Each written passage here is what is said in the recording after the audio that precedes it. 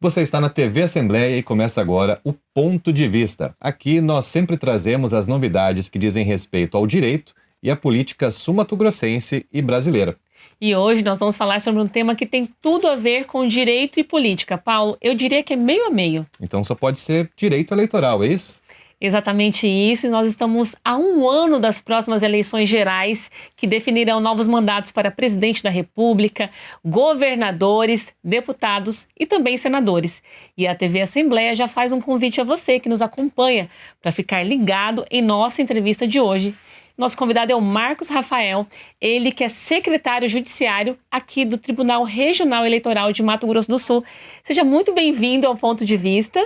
Muito obrigado, Areta, muito obrigado, Paulo, muito obrigado, telespectador e telespectadora da TV Assembleia. É uma satisfação estar aqui numa TV tão importante para o nosso estado, falar de um tema também muito importante para a nossa sociedade.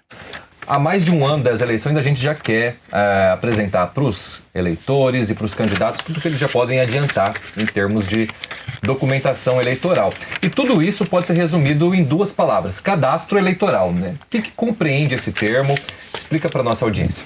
Como vocês sabem, a Justiça Eleitoral ela é um órgão que não só cuida dos processos judiciais eleitorais, que envolve todos os parlamentares, detentores de mandatos, como também administra o cadastro eleitoral. Então, se você é eleitor, se você é eleitora, toda a administração desses dados pessoais, dados biométricos, é feito pela Justiça Eleitoral. E o cadastro eleitoral tem especial relevância, por quê? Porque existe um prazo máximo para quem quer fazer o seu primeiro título, quem quer fazer uma regularização ou quem deixou de votar por algumas eleições e eventualmente está com o título cancelado, existe um prazo para poder fazer essa regularização. E esse prazo é até 151 dias antes da eleição, ou seja, até o início de maio do ano que vem. Mas quem deixa para a última hora enfrenta horas e horas de fila. Então a Justiça Eleitoral está chamando um ano antes, venham até o Fórum Eleitoral aqui no Parque dos Poderes. Se você não puder vir até o Fórum Eleitoral, você pode fazer da sua casa, da internet. É só acessar o site do TSE, www.tse.jus.br ou www.tre-ms.jus.br, olhar serviços ao eleitor, fazer o atendimento eleitoral. Se você já tiver a biometria, você pode fazer dentro da sua casa, até mesmo com o aplicativo e título. Bacana. E essas etapas do cadastro eleitoral, né? Você falou sobre para quem vai votar pela primeira vez, eu ouvi, mas também existem muitas questões e muitas dúvidas a respeito de quem, por exemplo, se mudou de cidade. Isso também está compreendido no cadastro eleitoral? Sim, exatamente. O cadastro ele simplesmente fecha no início de maio do ano da eleição. Então, todas as alterações elas têm que ser feitas antes dessa data. Então, se você, por exemplo, morava lá no município de Rio Verde de Mato Grosso e aí agora mudou de cidade, está morando em Corumbá. E se você já está há mais de 3 meses em Corumbá, você já tem o direito de levar um comprovante de residência ali ao cartório eleitoral e simplesmente fazer a transferência do seu título. E essa transferência você consegue fazer até pela internet. Basta subir os documentos ali. Então é muito fácil, não deixe para a última hora, porque senão vai enfrentar uma fila muito grande. Ô Marcos, e falando em eleitores, né? Quem precisa regularizar a sua situação, seja porque não votou na última eleição ou porque não pagou alguma multa? Temos novidades sobre essa questão? Os prazos, os procedimentos, como vai funcionar daqui para frente? As regras eleitorais, ela está num momento de estabilidade, mas de atenção. Por quê? Porque tramita perante o Congresso Nacional o PLP 112/2021, que é o novo Código Eleitoral que traz uma revolução das normas eleitorais. Então, se eventualmente até o final do mês houver essa aprovação pelo Congresso e a sanção pelo Presidente da República, certamente teremos um novo regramento para as eleições de 2026. Porém, neste momento, as regras valem, o prazo continua o mesmo, então você que está em casa, você que quer fazer a regularização, hoje mesmo, terminando esse programa, assista o programa até o fim e depois você pode acessar o site e já fazer a regularização, se eventualmente você deixou de votar em uma eleição. E quando a gente fala alguma eleição, cada turno que você deixa de votar é uma eleição. Então, 3 eleições diferentes ou seguidas que você deixou de votar ou de justificar, você tem um título cancelado. E se deixar para depois, você não consegue votar em outubro. Mas é isso aí, a gente falou aí, cobriu bastante parte das preocupações dos eleitores, mas a gente também está preocupado em apresentar o que os futuros candidatos têm que fazer, né? A gente sabe que existe uma linha cronológica, né? E a gente vai ouvir falar muito termos como filiação partidária, janela partidária, registro da candidatura, convenção partidária ao longo dos próximos meses. Isso aí vai estar presente em todos os jornais. O que a gente pode falar a respeito dessa linha cronológica aí que os candidatos... Eu estou pensando em me candidatar para a próxima eleição. O que eu já posso adiantar, Marcos? O que você falou, Paulo, é muito importante. Por quê? Porque no regramento anterior, a questão do domicílio eleitoral e da filiação partidária era 1 ano antes que tinha que ser resolvido. Só que isso mudou, a lei mudou e o prazo de ajuste do domicílio eleitoral e da filiação partidária é de até 6 meses antes da eleição. Então ali, até 6 de abril, o candidato ele já tem que estar com o domicílio eleitoral na circunscrição que ele for concorrer. Então, por exemplo, como as eleições de 2026 são eleições gerais, ou seja, vai ser para presidente da República, para senador, para deputado federal, deputado estadual, então ele já tem que ser eleitor do Mato Grosso do Sul até 6 de abril, justamente para concorrer nessa eleição. E isso tem que ficar bem claro, porque ainda que o cadastro feche só em maio, para o candidato, ele tem que estar devidamente registrado naquela circunscrição, ou seja, naquele estado, até 6 de abril. E é o mesmo prazo também para a filiação partidária. Para a filiação é o mesmo prazo? É o mesmo prazo de 6 meses. A grande diferença que existe é que entre o início de março e o início de abril existe algo que chama janela partidária. O que é essa janela partidária? A janela partidária é quando candidatos aí, eventuais deputados federais, deputados estaduais no exercício do mandato, eles podem trocar de partido sem sofrer aquela ação que ele perde o cargo, porque o Supremo Tribunal Federal entendeu que o cargo do parlamentar pertence ao partido e não ao candidato. Então, essa janela partidária vai ser a hora das trocas, dos ajustes e tem que ficar com bastante atenção a todos os integrantes de partidos políticos. O Marcos falando em janela, né, todas essas questões de filiações, e quando a gente fala em servidores civis ou militares, como que funciona a questão do licenciamento para aqueles que querem concorrer a algum cargo? Isso é uma questão muito importante, por quê? Porque existe a Lei Complementar 6490 e ela traz várias regras, traz regras de processamento e regras de inelegibilidade. E existe uma espécie de inelegibilidade, e para o telespectador, o que é inelegibilidade? É uma condição que impede aquele candidato de concorrer. Existe uma espécie de inelegibilidade que aquele servidor ou detentor de determinado cargo, ele não pode estar exercendo aquele cargo em determinados períodos antes da eleição. E são 3 períodos, 3 meses antes, ou 4 meses antes, ou 6 meses antes, a depender do cargo. E a melhor forma de ver isso é no site do TSE, tem um formulário lá que você consegue ver uma tabelinha, se é diretor de autarquia, se é secretário de Estado. Existem uma série de questões, não é tão simples, é complicado. Então a equipe jurídica dos partidos tem que ter bastante atenção. O TRE auxilia os candidatos nesse sentido? O tribunal ele fornece a ferramenta. Então o Tribunal Superior Eleitoral tem uma ferramenta de verificação, mas eu vou dar a dica aqui exclusiva para os telespectadores da TV Assembleia, e é uma dica exclusiva que eu dou nas minhas aulas de Direito Eleitoral, que é: pegue a tabela que existe no site do TRE de São Paulo. A tabela do TRE de São Paulo, ela é completa, porque ela é em PDF, e ela tem precedentes não só do TRE de São Paulo, como de todo o Brasil, do TSE.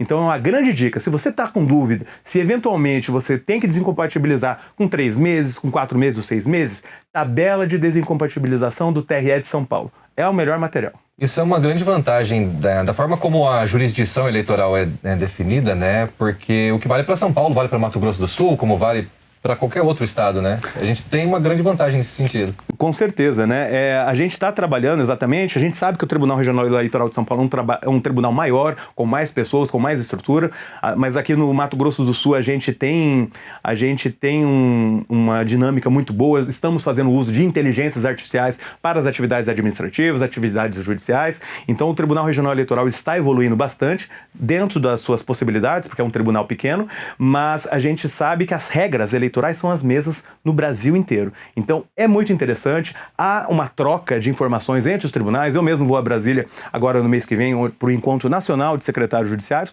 onde a gente vai poder debater, trocar boas práticas e trazer o que for de bom para o nosso estado do Mato Grosso do Sul. Ah, excelente, né, Areta? Perfeito. E não existe eleição sem pesquisas de prévias, né, Marcos? O que você me fala acerca desse assunto aí? Ultimamente o tema fake news já entrou bastante no vocabulário popular. O que você tem a dizer sobre isso, com relação às regras especificamente? Pois é, Areta. A desinformação no contexto eleitoral é um dos temas mais sensíveis que nós enfrentamos, né? Então, a Justiça Eleitoral, principalmente o Tribunal Superior Eleitoral, ele está sendo bastante incisivo ao combate à desinformação em contextos eleitorais, justamente com apoio, inclusive, de inteligência artificial. Então, o Tribunal Superior Eleitoral editou novidades na resolução TSE 23610, trouxe novidades acerca da regulação do uso da IA na propaganda e também há um combate específico à questão de desinformação. Se a gente analisar os precedentes do Tribunal Regional Eleitoral do Mato Grosso do Sul mesmo, há precedentes em que pessoas que não eram candidatas e elas espalharam pelo grupo do WhatsApp ofensas a candidatos e elas, pessoas que não eram candidatas, foram punidas pela Justiça Eleitoral com multa, nos termos do artigo 57D da Lei 9.504. Então, a questão da desinformação, ela é séria, porque pode gerar consequências até para pessoas que não são candidatas. Nossa, então, a Justiça Eleitoral está preparadíssima para receber esse tipo de denúncia? Sim, estamos preparados. A Justiça Eleitoral, ela preza pela liberdade de expressão. A liberdade de expressão é um direito fundamental, mas ela não é uma carta branca para justamente você ofender, caluniar, injuriar, seja candidato ou não candidato. E num contexto eleitoral, a Justiça Eleitoral ela é chamada a agir e ela tem que agir de acordo com a legislação e com a jurisprudência. O que é jurisprudência? É como os tribunais superiores estão julgando determinado assunto. Então, o nosso tribunal, ele é bastante rigoroso, a gente está atento e está sempre se atualizando, estudando para dar um serviço eleitoral de extrema qualidade a toda a população sul-mato-grossense. Ô Marcos, e com relação às pesquisas, o que o eleitor deve se atentar com relação para confiar numa pesquisa? As pesquisas eleitorais são temas sensíveis, são temas sensíveis da Justiça Eleitoral, tanto que existe uma resolução específica que trata da pesquisa eleitoral, que é a resolução TSE 23600. E você divulgar uma pesquisa eleitoral sem o devido registro no ano da eleição, ou seja, essa regra já vale a partir de 1º de janeiro, isso pode gerar uma multa pesadíssima, e não é só para candidato e para empresa não, para pessoas naturais, que começa em 53 mil e vai até 106 mil reais. Então a gente tem que ter cuidado. Enquete. Você pode fazer enquete no Instagram, no WhatsApp, no ano eleitoral? Pode até 15 de agosto. Até 15 de agosto. Esse é um dos principais prazos que você mencionou aqui, Isso. Né? Porque já estão rolando várias pesquisas, para presidente principalmente. Isso. É que no ano prévio, não há previsão do ano anterior à eleição, mas no ano da eleição, toda empresa que quiser divulgar uma pesquisa eleitoral, ou seja, dar notícia do resultado da pesquisa, ela tem que previamente registrar essa pesquisa perante o sistema da Justiça Eleitoral e por pelo menos 5 dias antes de antecedência, justamente para permitir aos outros candidatos, às outras empresas, aos outros legitimados, conferir se aquela pesquisa tem uma amostra qualificada, se está respeitando o artigo 33 da Lei 9.504 e justamente poder impugnar essa pesquisa e, inclusive, suspender a sua divulgação. Então, essa regra está disposta na resolução TSE 23.600/2019. Excelente, né, Areta? Ver o trabalho do tribunal, saber que o nosso Tribunal Eleitoral está acompanhando as tendências da tecnologia, mas existe uma tendência, Marcos, muito forte no âmbito das próprias políticas públicas, que é contemplar as cotas para mulheres, para negros e todas as eleições. Isso tem sido atualizado, a gente quer saber, a gente vai já quase encerrando aqui no nosso programa, mas a Assembleia Legislativa de Mato Grosso do Sul tem um trabalho muito forte em defesa das mulheres, a gente não poderia deixar de perguntar isso, né? Houve alguma atualização em relação às cotas? Quando a gente fala em candidatos mulheres e negros, a gente deve se atentar?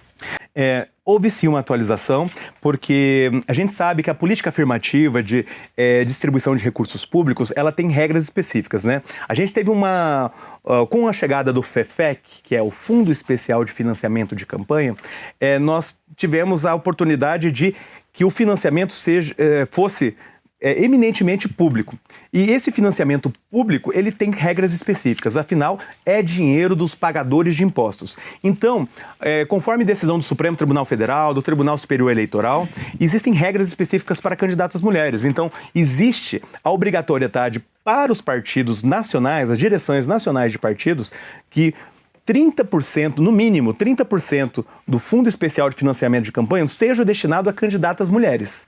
E se por acaso a proporção de mulheres for maior naquele partido, no âmbito nacional, esse valor também aumenta de forma proporcional. E existe também essa regra para candidatas, para pessoas, tanto mulheres quanto homens, pessoas pretas e pardas, justamente como uma política afirmativa. E isso é verificado, e houve mudança em relação a isso, com a emenda constitucional número 133. Porque na regra anterior, você não tinha que respeitar 30%. Você simplesmente respeitava a proporcionalidade daquele valor. Então, se por acaso fosse 10% de pessoas nessa condição, você só precisava dar 10%. Só que com essa emenda, isso passou a ser a 30% no mínimo, como é o caso de candidatas mulheres. Ô Marcos, e o partido deve respeitar isso rigorosamente, porque isso até é motivo de perda de mandato, né? Sim. Posteriormente, caso não tenha seguido a regra. Isso. Então existe, basicamente, de uma forma bem simples, o Fundo Especial de Financiamento de Campanha, quem tem que observar isso é a direção nacional. Agora, quando a gente fala de fundo partidário, tanto a direção nacional, como a direção estadual do partido político, como as direções municipais de partidos políticos, que eventualmente eles podem receber, a gente sabe que é uma eleição geral, mas se por acaso receber esses recursos, ele tem que respeitar necessariamente essa proporcionalidade quando é dinheiro do fundo partidário. Dinheiro do Fundo Especial de Financiamento de Campanha é só o nacional. E se por acaso, por exemplo, o partido passa aquele valor para cumprir a política afirmativa para candidatas mulheres e essa mulher, ela repassa esse valor para um concorrente, às vezes do mesmo partido, mas um concorrente direto, homem, sem nenhum benefício, ela na verdade frustrou essa política afirmativa, virou uma conta de passagem. E esse tipo de atitude pode ser investigado na representação especial do artigo 30A da Lei 9.504, que pode gerar a cassação do mandato, se eventualmente um deles for eleito. Muito bom. Agora eu quero falar com você que acompanhou a entrevista aqui até agora, está preocupado em saber como regularizar o seu cadastro eleitoral ou também está pensando em se candidatar nas próximas eleições. Você está sendo informado de todos os detalhes desse processo com o nosso entrevistado hoje, Marcos Rafael, secretário judiciário do TRE de Mato Grosso do Sul, a quem a gente agradece muito a participação e esclarecer também várias dúvidas aqui. Propõe uma reflexão final. A palavra é com você.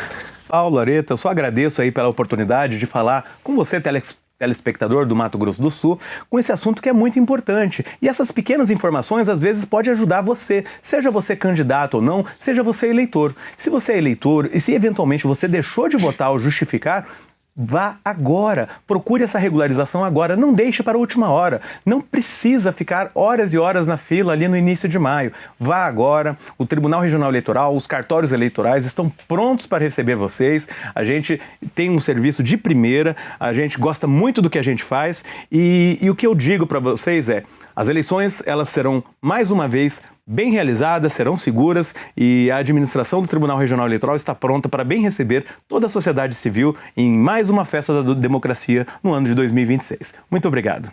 Muito obrigada, Marcos. A gente que Marcos. agradece. E nós vamos ficando por aqui com mais um ponto de vista e queremos agradecer mais uma vez a audiência de vocês que assistiram a nossa entrevista de hoje. Lembrando que você pode acompanhar esse e outros programas por meio das nossas mídias sociais, não é isso, Paulo? Com certeza.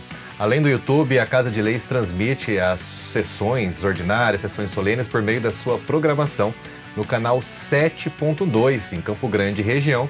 E você também pode saber tudo o que acontece aqui na Assembleia Legislativa na FM 105.5, a Rádio Alemes. A gente volta com Ponto de Vista no próximo mês. Até lá. Tchau, tchau. Até lá.